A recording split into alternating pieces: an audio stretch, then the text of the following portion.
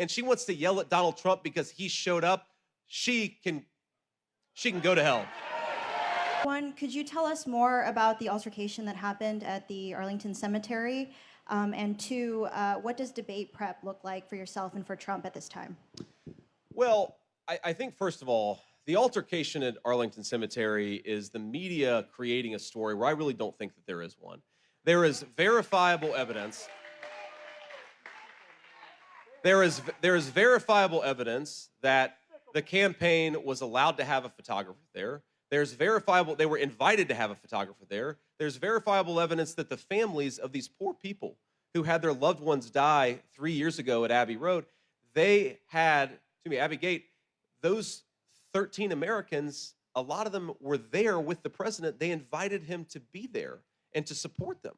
That's not an insult to the memories of their loved ones. They wanted Donald Trump there, and thank God that we have a president who stands with our veterans instead of one who runs away from them.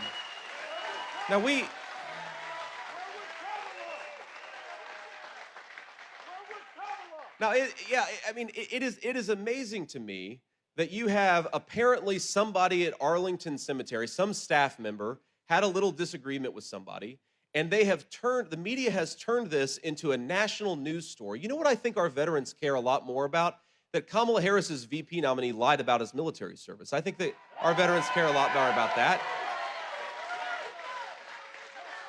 And the other thing our veterans care a lot more about is that 3 years ago, 13 brave, innocent Americans died, and they died because Kamala Harris refused to do her job, and there hasn't been a single investigation or a single firing.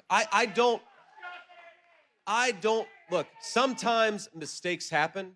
That's just the nature of government, the nature of military service. But to have those 13 Americans lose their lives and not fire a single person is disgraceful. Kamala Harris is disgraceful. We're going to talk about a story out of those 13 brave, innocent Americans who lost their lives. It's that Kamala Harris is so asleep at the wheel that she won't even do an investigation into what happened, and she wants to yell at Donald Trump because he showed up. She can go to hell.